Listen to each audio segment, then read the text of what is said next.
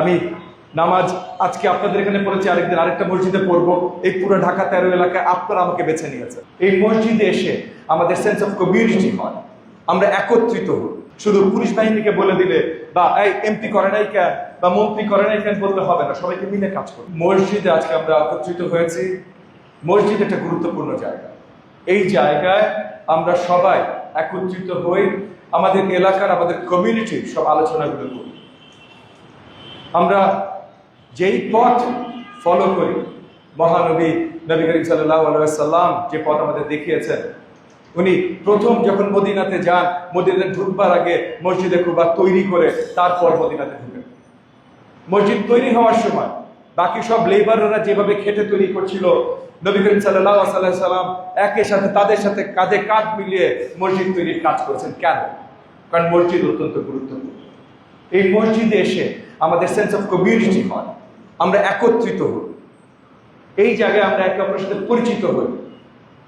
সহিহ মুসলিমে বর্ণিত আছে যে নামাজ আপনি বাড়িতে যখন পড়বেন আর মসজিদে যখন পড়বেন 27 গুণ বেশি সওয়াব আল্লাহ তাআলা আপনাকে প্রদান করবে যদি আপনি মসজিদে পড়েন, কারণ আপনি সবার সাথে পড়বেন।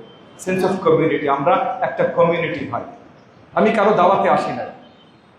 আমি নামাজ আজকে আপনাদের এখানে পড়েছি, আরেকদিন আরেকটা মসজিদে পড়বো। এই পুরো ঢাকা 13 এলাকায় আপনারা আমাকে বেছে নিয়েছেন।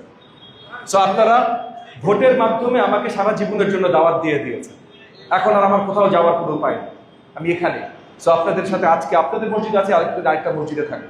কিন্তু এই সেন্স অফ কমিউনিটি, আমাদের একে অপরের সাথে আবদ্ধতা, এটা শক্তভাবে তৈরি করতে হবে। মসজিদে আসবো, মসজিদে এসে আমরা আলোচনা করবো আমাদের এলাকার জন্য কি প্রয়োজন।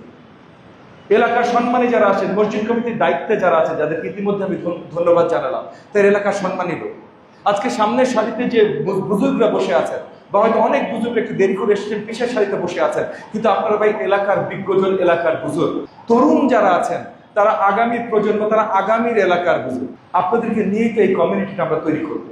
রমজান মাস এসেছে, খুব স্পেশাল একটা মাস।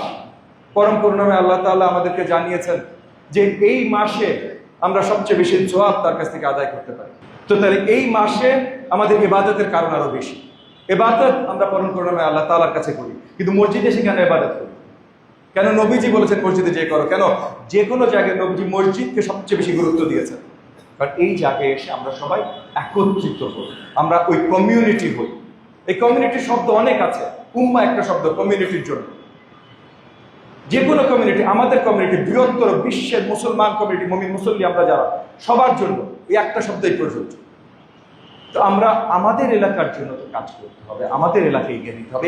এই পবিত্র রমজান মাসে আমাদের এলাকায় অনেক ধরনের বাজারের সমস্যা হয়, রাস্তাঘাটের সমস্যা হয়।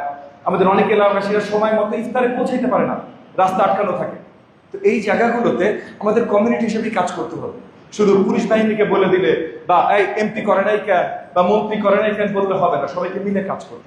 ইতিমধ্যে যেই কয়েকটা চাঁদাবাজির ইনসিডেন্ট গত কয়েক সপ্তাহে হয়েছে, পুলিশ বাহিনীকে শক্তভাবে আমি অ্যাক্টিভেট করেছি। গত 2-3 দিন আপনারা হয়তো খবরেও দেখেছেন, ডগ স্কোয়াড নিয়ে অনেক কিছু নিয়ে তারা অনেক অভিযান চালাচ্ছে, কিন্তু পুলিশ বাহিনীর সীমাবদ্ধতা আছে।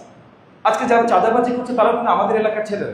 আজকে যারা রাস্তা দখল করছে আমাদের এলাকার ছেলেরা, আমাদের বুজুর্গরা, আমাদের মুরব্বীরা। আমরা যদি এই যে এই মসজিদ থেকে, পবিত্র মসজিদ থেকে আমরা একত্রিত হই যে এই জিনিসগুলো আমরা হতে দেব না, তাহলে কিন্তু আসলে আর হবে। এই সেন্স অফ কমিউনিটিটা আমাদের প্রয়োজন। জুম্মার নামাজ সবচেয়ে বেশি গুরুত্বপূর্ণ কেন? খুতবা।